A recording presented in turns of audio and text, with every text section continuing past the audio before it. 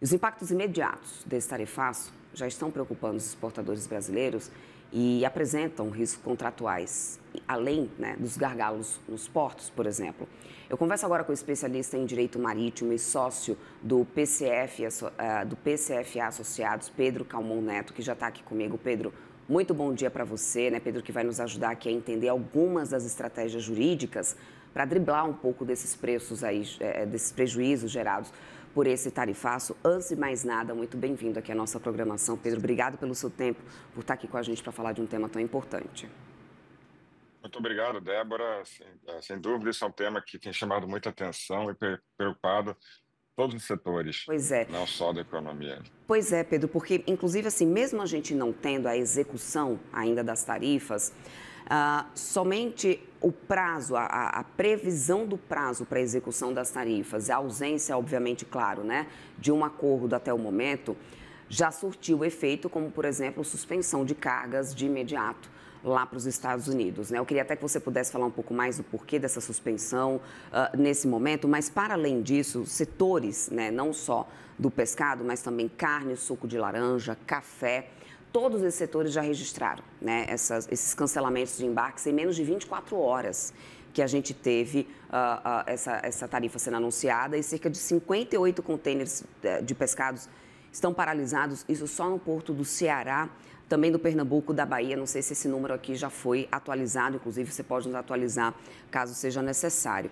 Como esse cenário imediato, né, já incide sobre esses contratos que foram fechados anteriormente às tarifas, e existe alguma cláusula contratual que acabe protegendo os exportadores em situações extraordinárias como essa, né? Como que fica? Como que ficam esses contratos agora, Pedro?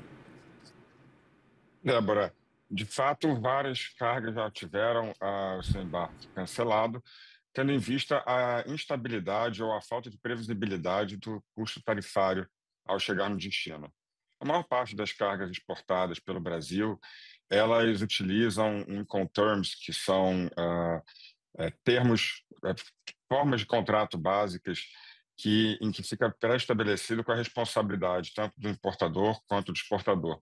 No caso do Brasil, a maior parte se usa o FOB, que se chama Free On Board, ou seja, o vendedor vai entregar mercadoria a bordo do navio indicado pelo comprador, sendo responsável pelo custo e risco até aquele ponto.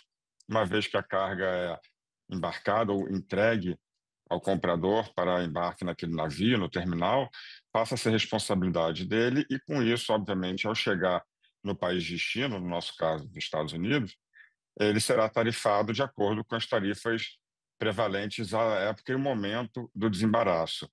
Ou então o CFR, que é o custo e frete por conta do exportador.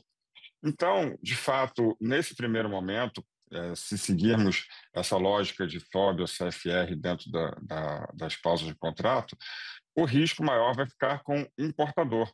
Só que acontece como, por exemplo, aconteceu com o mel. O mel, ao ser importado pelo Brasil, o comprador, ou seja, o importador, o americano, simplesmente se viu diante de uma instabilidade. Isso porque o tarifaço foi imposto, salvo engano, no dia 9 de julho, para início dia 1º de agosto. Só que uma viagem aos Estados Unidos de navio demora de 13 a 20 dias. Ou seja, se embarcasse após o dia 10, havia grande risco, como me parece vai ocorrer, de chegar após o início das tarifas de 50%. Então, com isso, ia aumentar de forma absurda, talvez, esses valores. Então, com isso, o importador ele se resguardou e cancelou aquele embarque, cancelou aquela compra para não trazer para ele, importador, um problema, deixando conosco esse Uhum, problema. uhum. Como você bem falou do pescado, 58 contêineres, e esse número é o que eu tenho, até semana passada, ficaram no porto aguardando o embarque por causa dessa instabilidade. Não há mais contêineres sendo enviados para o porto porque existe todo um custo de armazenagem que aí provavelmente ficará com o exportador, ou seja, com o nosso produtor.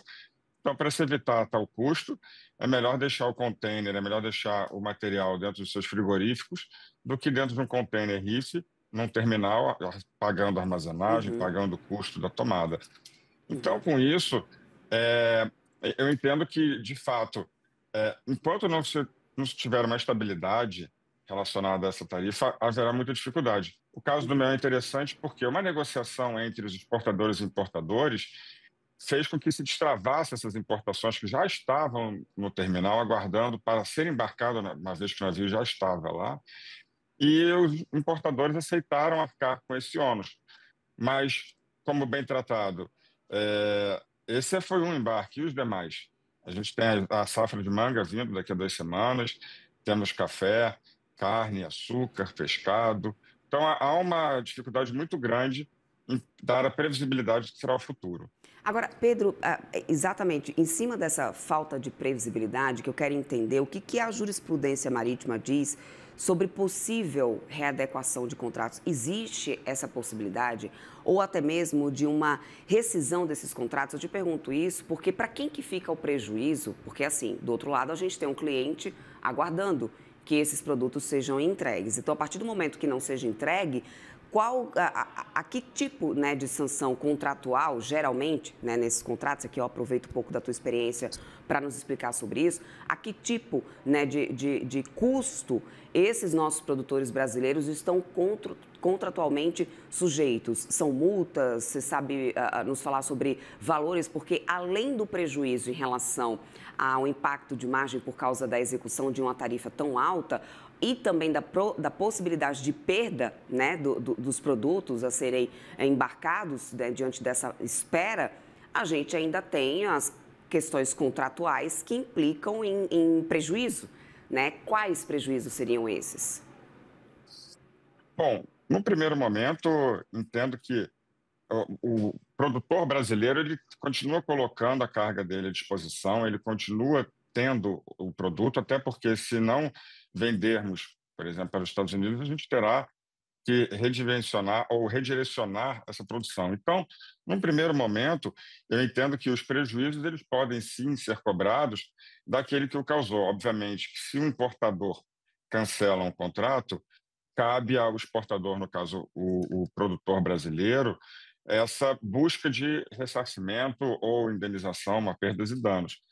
Todos os contratos eles prevêem cláusula de foro e lei.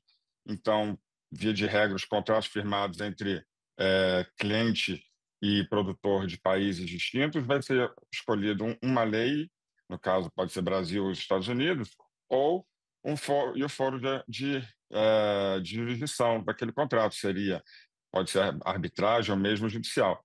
Mas sendo no Brasil, eu tenho bastante convicção de que os produtores poderão buscar ressarcimento daqueles prejuízos que foram causados por eventuais cancelamentos com base no tarifaço. Isso porque é claro que a contraparte pode alegar uma força maior por ter sido surpreendido com essas tarifas de 50%, com tão pouco tempo de embarque, e com isso tiveram sido obrigados, como uma excludente responsabilidade de força maior. Mas esse tarifaço já vem há muito tempo sendo imposto, falado e retirado. Lembrando que em abril, quando o Brasil editou a Lei da Reciprocidade Econômica, já existia previsibilidade, por isso que teve essa corrida contra o tempo do nosso Congresso para editar. E quando vem a imposição da nova tarifa de 50%, foi assinado um decreto regulamentador da Lei da Reciprocidade Econômica. Não que eu acho que tenha que aplicar o decreto e a própria lei, mas o Brasil correu para resolver.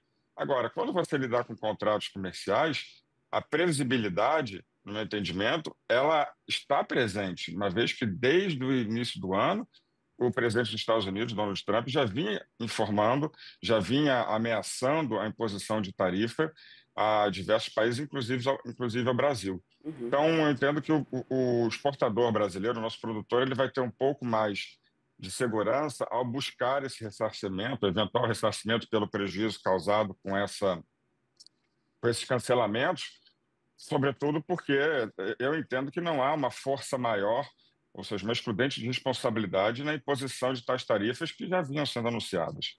A quem poderá ser feito esse pedido de ressarcimento, Pedro? Bom, em primeiro momento, entre as partes, aquele que cancelou o contrato ele teve o contrato cancelado, poderá pedir o ressarcimento daquele que cancelou o contrato, ou seja, o exportador pedindo o importador. É claro que a gente sempre tem aquela dificuldade de como cobrar ao cliente, como acionar o cliente por eventuais prejuízos. Mas isso num primeiro momento. E, obviamente, podem existir eventuais ações de classe contra o próprio governo dos Estados Unidos, embora isso seja uma questão muito mais delicada. Mas eu entendo que quem deve cobrar é o exportador daquele seu importador que eventualmente cancelou o contrato em razão das tarifas. Falando um pouco agora sobre gargalos, né? A gente tem, aliás, até você já mencionou um pouco aí sobre essa questão de produtores que agora estão até evitando, né, enviar os seus produtos para os portos, porque no final a gente acaba tendo um gargalo logístico nisso, né? Tanto portos de Santos como Paranaguá, Rio de Janeiro já enfrentam aí essa corrida, né, de exportadores para poder tentar embarcar antes mesmo da vigência da tarifa. E isso vem impactando bastante, trazendo congestionamento nesse momento.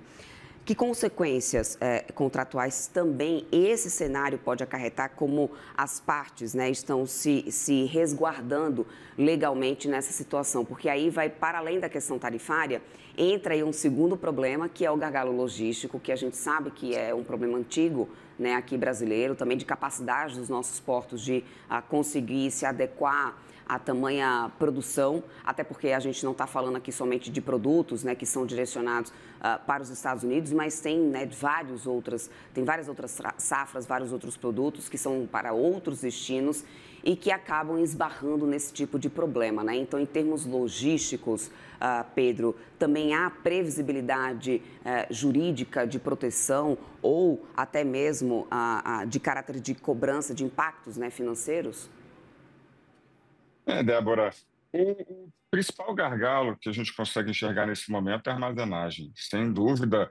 Na verdade, a armazenagem e a logística. Uma vez que container no porto, começa o início da cobrança da armazenagem daquele espaço que se está ocupando dentro daquele porto. Porto não foi feito para armazenar por longo período de tempo uma carga, então ele é transitório. Esse custo ele aumenta exponencialmente conforme vai passando o tempo. Então é provável, muito provável, que esses exportadores que tiveram suas cargas canceladas, eles tenham que fazer a logística reversa, ou seja, ou trazer de volta o container para seus armazéns, para seus frigoríficos, ou eventualmente procurar outros compradores para levar aquela carga, tal como China, Índia, Indonésia. Você estava falando antes do pescado, é interessante que o pescado, 70% da produção brasileira, ele é direcionado aos Estados Unidos porque há um embargo da Europa ao nosso pescado. Então, isso traz cada vez mais dificuldade. Se você já tem um booking dentro do navio e não cumpre, você também pode ser cobrado por aquele armador, sem constar o próprio custo daquele container que você está utilizando, via de regra do próprio armador, e que também tem a previsibilidade do tempo determinado de utilização para devolução ao seu proprietário. Então, de fato, você cria um gargalo, ou melhor, um gargalo logístico ao ocupar os espaços, ou eventualmente ter que fazer essa logística reversa, e mais, cria uma série de responsabilidades para aquele que ainda está com a carga, no caso exportador, que vai ter que cobrar de alguém. De novo, o importador me parece ser o seu responsável maior, mas não é difícil de imaginar que o próprio exportador sofrerá consequências, como o próprio armador cobrando dele o valor pelo container que vai continuar utilizando, o próprio armazém, o terminal, e são cobranças que são corretas, uma vez que ele está utilizando. Então, essas medidas, esse prejuízo terá que ser suportado, num primeiro momento, pelo exportador e, posteriormente, cobrando de quem entender de direito, no caso, no meu entendimento, do próprio importador que cancelou essa compra. Perfeito. Conversei aqui então com o especialista em direito marítimo e sócio do PCFA e Associados, o Pedro Calmon. Sempre bem-vindo por aqui, meu querido. Até uma próxima oportunidade. Muito obrigado, Débora. Um bom dia. Bom dia Até a todos. mais.